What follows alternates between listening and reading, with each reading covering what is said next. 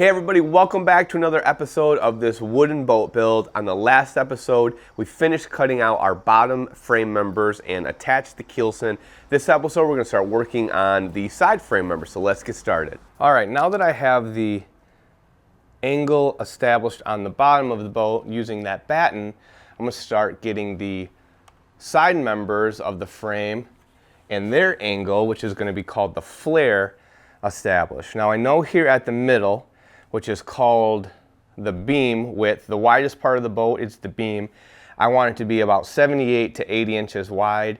And I know to get there, I need a 30-degree angle here at my middle member. And so what I've done is clamp that on there at 30 degrees. And I also know my sides are gonna be 25 inches tall, so I have a nail there holding that batten in place. I have it clamped at the transom, and I also have it clamped up front here at the stem.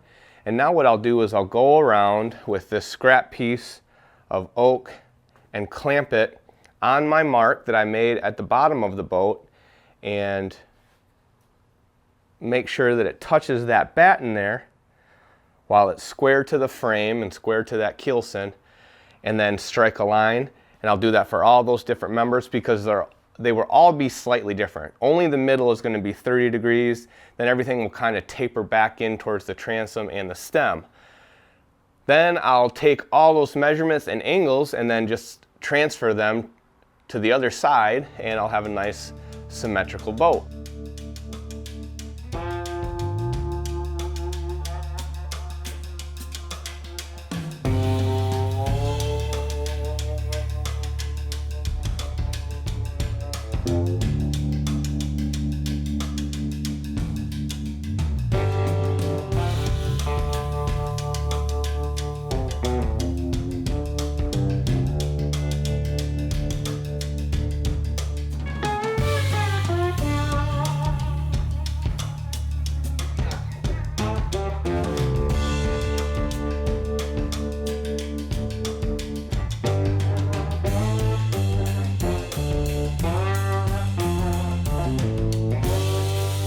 All right, now that I have all my angles marked out on all of these, I need to take these off and cut them. But before I do that, I'm gonna square them up and I'm gonna pilot hole my holes that I will screw through this keelson into these frame members so that later on when I put this back together, it's gonna go back exactly how I want it, nice and centered and plumb. So what I'm gonna do is take my level here to make sure these are all nice and plumb, and then I'm also gonna take a square to square these up to make sure these are square to the keelson at the bottom, and then I'll drill my holes. So let's do that.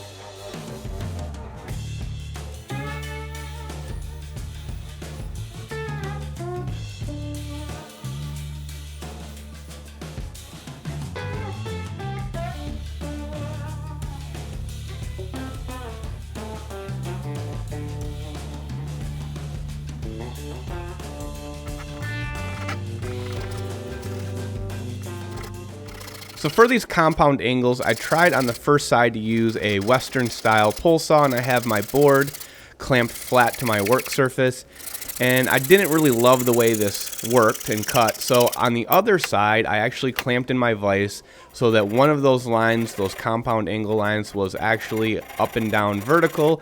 And I used a Japanese pull saw, and I like this method a lot better. I felt like I was more accurate and it cut a little bit quicker. So this is what I use for the rest. And that's kind of a nice thing to have at your disposal, have different methods and different types of tools to use in case one doesn't feel right or work really well. Try your other one. So don't get pigeonholed using just Western style or just Japanese. Try to learn both, because a lot of times one works a little bit better than the other.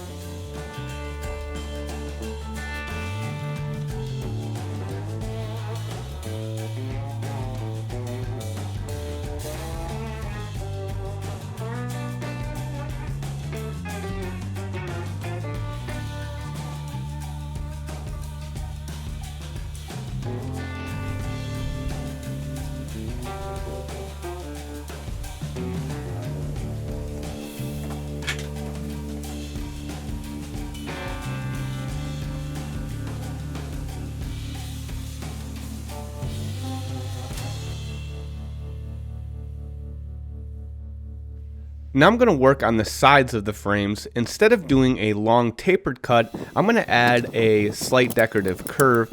I'll make my first one and then transfer the pattern to all the other pieces and then cut those out on the bandsaw as well.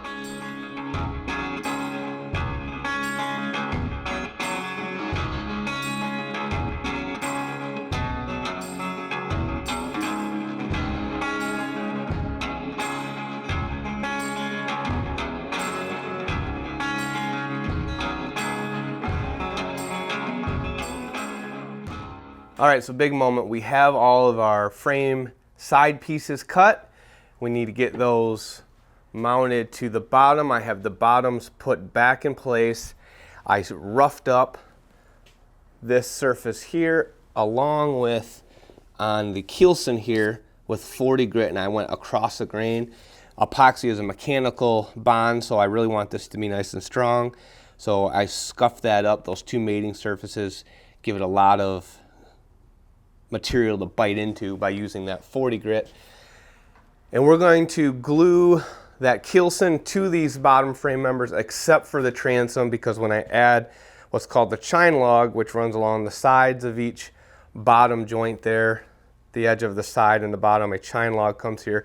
It'll be easier for me to take the transom back off to cut that, since it won't be cut all the way through. These will be cut all the way through to fit that chine log, and this will kind of be a butt joint into there. So let's glue this Keelson. We'll get it squared up and plumb again and lined up, and then throw some epoxy on there and screw it into place. And then we're going to mount our side pieces on there, clamp them in place, and re-fair and true them before we drill holes and glue those in place. I'm using Total Boat high performance resin to attach the Keelson to the frame members, and I'll be using their other various products on the rest of this boat build as well. Epoxies are also becoming a favorite adhesive of mine in regular woodworking projects, as they fill voids better than wood glue, and they have a much longer working time than is needed in complicated glue ups. There's a link down in the description to their website, and if you use the coupon Third Coast, you'll get 20% off and free shipping.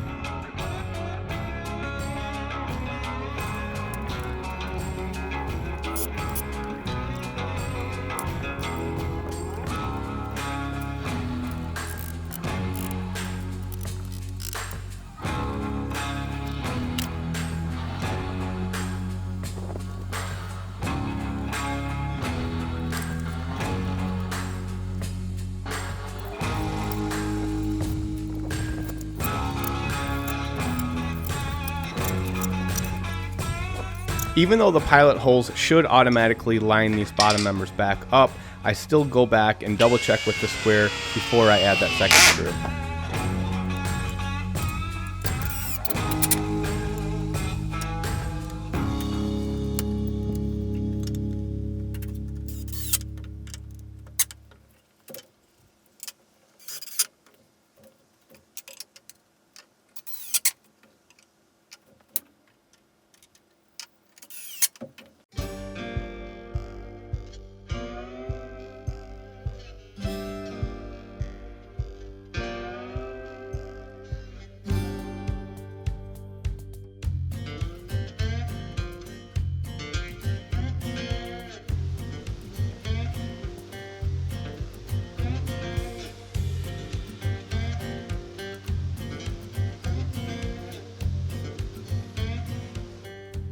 All right, before I actually try to attach these side frame members, I decided that I'm going to first get really close with the bevel that I need on them before attaching them, because it'll be a lot harder once they're attached to fair that. So I clamped one piece on there, I found the angle, traced the line, and then I transferred the line across two of them. And what I'm going to do is use both these pieces clamped together, and it'll make it a lot easier to get this angle. It's kind of a clever little trick. So I marked out what the distance is over here that these need to be away from each other.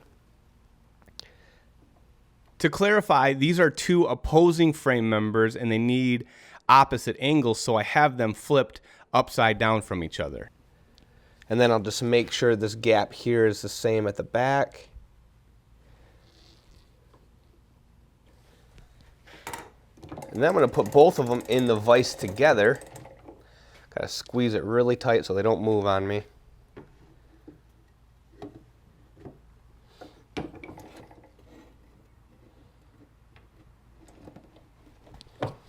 double check. Make sure I'm still lined up. All right.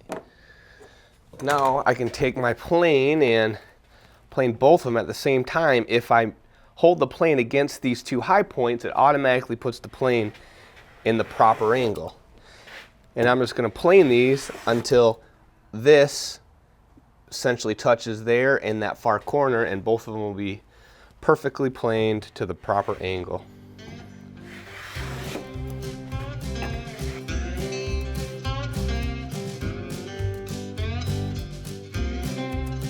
And here you can see how the cut maintains the proper angle all the way down to the line.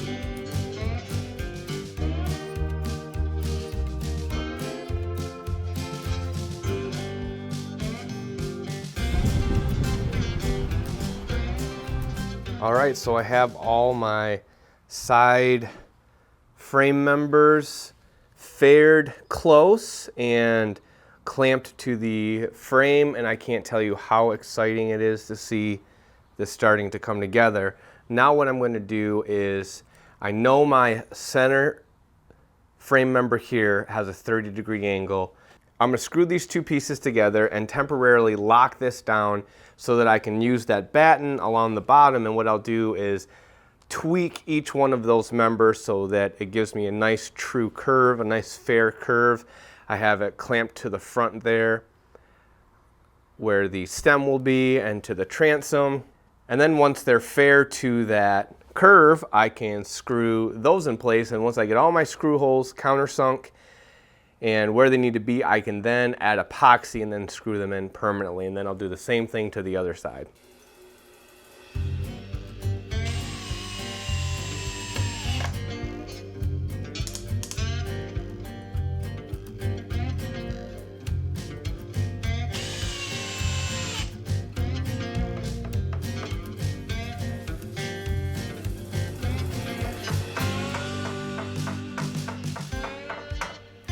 Here you can see that all my side pieces of the frames are nice and fair to that batten, and also the angle that I planed into them is matching that curve.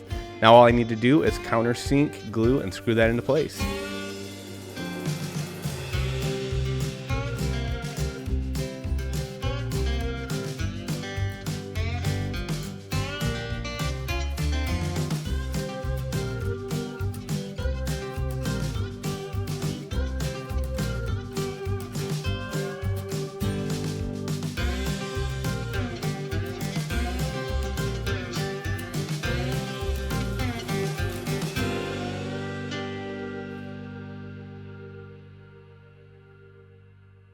After the epoxy has dried, I can take my pole saw, hold it to the bottom frame member to maintain the proper angle, and cut off that excess.